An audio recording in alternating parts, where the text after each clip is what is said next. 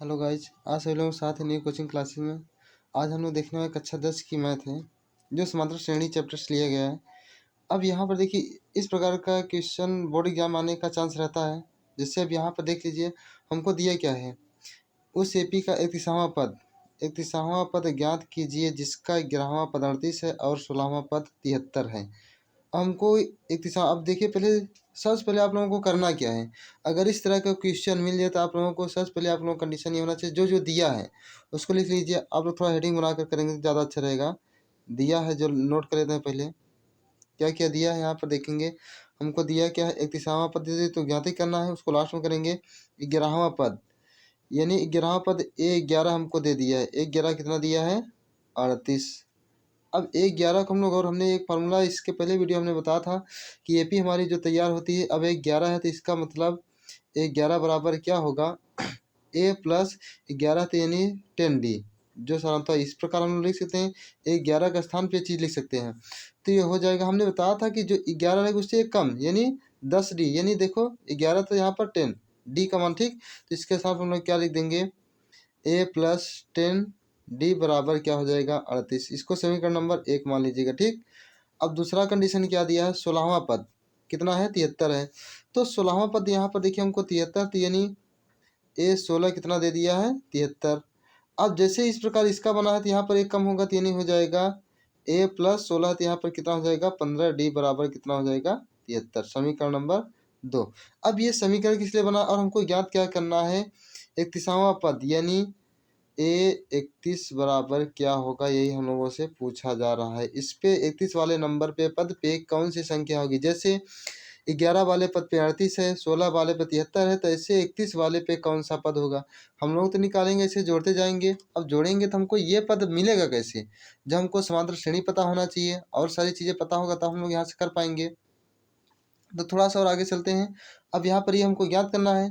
तो अब ये हम लोग समीकरण क्यों बनाए हैं, क्योंकि अब इसका मतलब ये क्या होगा, हमको इसके बराबर क्या होगा, A31 बराबर अगर हम लोग करेंगे तो हम लोग क्या लिख सकते हैं, A प्लस 30D। क्या लिखेंगे, A प्लस 30D। तो अब हमको A प्रथम पद चाहिए और D चाहिए। सबसे पहला जरूरी हमारा D अगर पता हो जाएगा प्रथम पद हम लोग निकाल सकते हैं। अब यहाँ से देखना, तो आते हैं यहाँ से हल करते हैं। ये तो अभी जो जो हमारा क्वेश्चन में दिया था उसको नोट किए।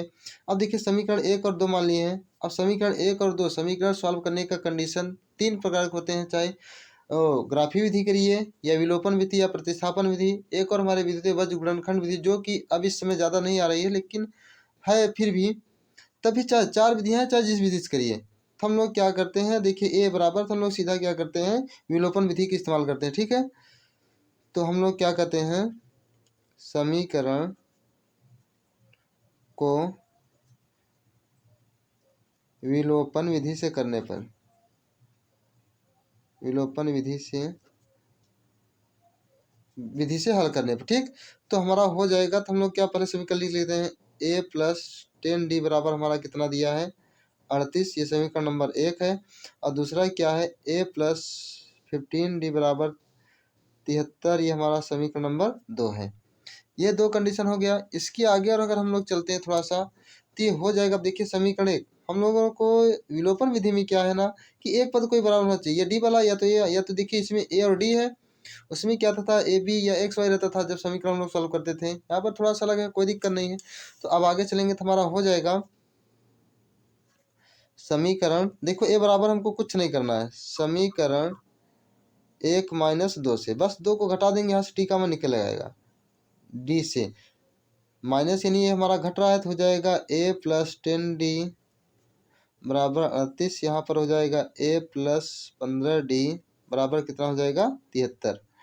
तो अब यहाँ पर हम लोग जब घटाएंगे तो चिन्ह हमारा बदल जाए, प्लस है माइनस, ये माइनस और ये माइनस, तो ये A वाला तो कट जाएगा। अब यहाँ पर देखिए चिन्ह हमारा ये मान होगा, तो यानी 15 वाला बढ़ा, 15 में से 10 जाएगा, कितना बचेगा, -5D बराबर 73। ये भी बढ़ा तो माइनस में ही बचेगा। अब देखिए 73 में 60 जाए, यानी 13 में 60 जाएगा, 5 बचेगा, 6 में से 3 जाएगा 3, 35 बचेगा। अब यहाँ से D बराबर अगर हम लोग करेंगे तो -35 बटे -5, 5 से 5 कट जाएगा, 5 सते 35, यानी सारांतर हमारा कितना निकल कर आएगा यहाँ पर, 7। यानी D हमारा क्या है, सारांतर कहलाता है, 7 निकल कर आ गया। इसके आगे अब हम लोग D तो निकाल लिए, हमको प्रथम पद A भी चाहिए। हम लोग यहाँ पर थोड़ा बगल ही कर लेते हैं। डी का मान चाहे समीकरण 1 में रख दीजिए चाहे 2 में, वहां से ए का मान निकलेगा। डी का मान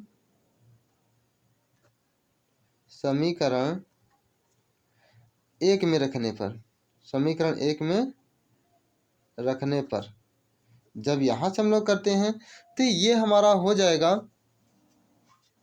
समीकरण 1 है क्या, a प्लस 10d बराबर 38, तो हो जाएगा a प्लस 10d का मान हम लोग यहाँ पर क्या रखेंगे 7 बराबर क्या हो जाएगा 38, तो a बराबर 38, ये 10 सत्तर 27 तो प्लस है, इस तरफ आएगा माइनस में जाएगा, तो a बराबर हमारा मिल कर आएगा, निकल कर आएगा कितना, अब देखो 70 ये वाला घटेगा यानी माइनस में मिलेगा, 10 में से हट जाएगा 2, 6 में से 3 जाएगा 3, 32।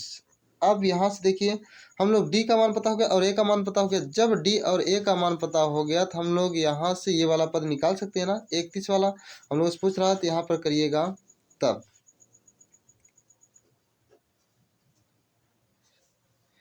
a 31 बराबर कितना होगा, ये हम लोग पूछ रहा था, हम लोग 31 बराबर क्या लिख सकते हैं, a प्लस इसको 30d लिख सकते हैं, तो जाएगा a 31 बराबर, आगे थोड़ा सा करते हैं, 31 बराबर हो जाएगा a का मान हमारा देखिए यहाँ से निकल कर आया -32 प्लस 30 और d का मान क्या है हमारा 7, तो a 31 बराबर हमारा हो जाएगा -32 प्लस 7 तरीके का यानी 210।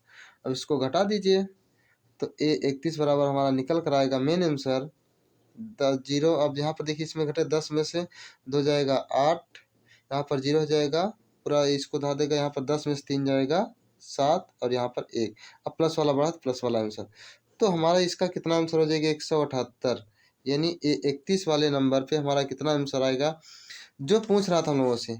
देखिए हम लोगों से पूछ रहा था उस एपी का 31वां पद ज्ञात कीजिए, मतलब 31 वाले नंबर पे कौन सा पद होगा, तो हमारा कितना पद निकल कर है 178। ये किताब का आंसर एनसीईआरटी बुक का है, इसको हम लोग थोड़ा आंसर भी मिला लेते हैं ताकि कंफर्म है। अब यहाँ पर देखिए हम लोग प्रश्नावली कौन सा कर रहे थे, प्रश्नावली 5.2 का ये हमारा क्वेश्चन नंबर कौन था, 7 नंबर था। ठीक, क्वेश्चन नंबर 7 हम क्वेश्चन लिए थे, तो इस पर हम लोग करते हैं, इसको उत्तरमाला चेक करते हैं थोड़ा सा। अब 5.2 में 7वां नंबर 178, तो हम लोगों का भी कितना आया 100, यहाँ पर देखिए थोड़ा सा आप लोग देख पा रहा होगा 178 यहाँ से, और पूरा सोल्यूशन हमने यहाँ पर कर दिए हैं। जिससे सोल्यूशन यहाँ पर किया गया, यहाँ पर देखिए हम इसको बगल में कर दिया, आप लोग कोशिश तक इसके नीचे सोल्यूशन पूरा करिएगा, स्टेप बाय स्टेप ऐसे नीचे करते चले जाइए, क्योंकि आपको बोर्ड एग्जाम कापी रहेगी एकदम साफ से। जैसे यहाँ पर देखिए इसमें किया गया है, कहीं पर कटिंग ज़्यादा नहीं है, ठीक है ना, ये तो हमने आप लोगों को बताने के लिए बना दिए हैं, ये समझाने के लिए चीज़, आप लोगों को ये चीज़ नहीं करना है। ठीक, क्वेश्चन पहली बात आप लोगों को क्वेश्चन लिखना ही नहीं है, बाकी जो जो पहले दिया उसको नोट करिए, और ये चीज़ हमने इसको इस बारे में पढ़े हैं इसको देखिए दिखा दीजिए थोड़ा सा, ये चीज़ पूछ रहा है इसको ऐसे लिख सकते हैं। ठीक, जो हाईलाइट जो हमारा मेन चीज़ इसको हाईलाइट करिएगा, जैसे समीकरण या किस विधि का उपयोग कर रहे हैं इसको सोल्यूशन करने में, उस विधि का नाम लिखिए। जैसे समीकरण को विलोपन विधि से हल करने पर हमने विलोपन विधि का इस्तेमाल किया, तो विलोपन विधि यहाँ पर लिख दिए, जो यहाँ पर हाईलाइट इसे ब्रैकेट में जो चीज़ बनाया जाता है जो हमारा मेन आंसर होता है। जैसे अब यहाँ पर देखिए कुछ ये हमारे काम का चीज़ है, ये डी और ये हमने मान निकाला, जब ज्ञान और कॉपी को चेक करेगा सबसे पहले इसी पे निगाह इसी पे जाएगी, क्योंकि ये बॉक्स बना मेन देखेगा कि ये बच्चा इसमें जो चीज़ पूछ रहा है डी और ए का मान निकाला है, फिर उसी से उपयोग से ये वाला लास्ट वाला निकाल देगा, तब ये हमारा फाइनल आंसर ही है। देखिए फाइनल आंसर जितना छोटा है, लेकिन हमको डी और प्रथम पद पाने के लिए हमको क्या करना पड़ा, इतना ज़्यादा सोल्यूशन करना पड़ा। ठीक, क्वेश्चन बहुत अच्छा था, थोड़ा छोटा क्वेश्चन है लेकिन बड़ा क्वेश्चन सोल्यूशन थोड़ा सा लॉन्ग है, फिर भी बहुत अच्छा है। अगर जो इसको समझ कर करेंगे तो उनके लिए तो कुछ नहीं है, ये ज़्यादा से ज़्यादा 2 मिनट का सवाल नहीं है। ठीक, अगर आप लोगों को ये क्वेश्चन आप लोगों को समझ में आया तो वीडियो को लाइक शेयर कमेंट जरूर करिएगा। धन्यवाद।